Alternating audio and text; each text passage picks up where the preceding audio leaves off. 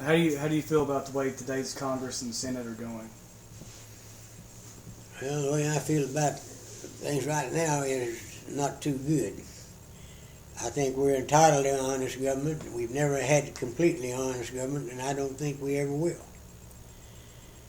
Greed has destroyed a lot of countries, and it looks like greed may do the same thing to us unless the American people wake up and start voting people for their integrity and their honesty.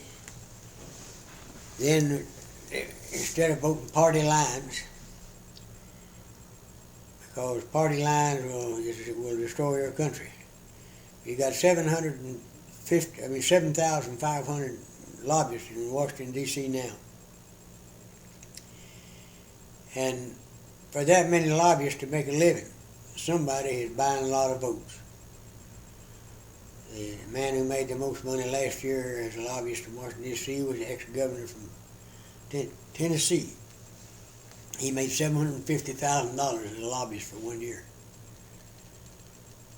So it looks like the thing to get this, I think, to get this country back is go to the fair tax.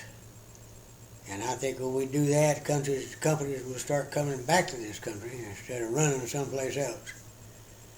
And you can't have an economy of just people who are consumers. You got to have people who also provide the things that we buy as well as consume the things that we sell. And until that happens, we will not come out of this in the right way.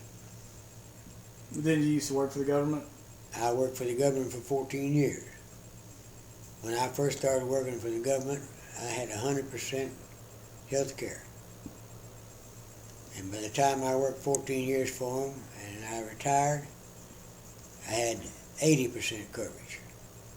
But Congress still had their 100%. You don't have that now. So you're a public servant? Or a government I was servant, a public employee. You get to be a public servant when you get elected.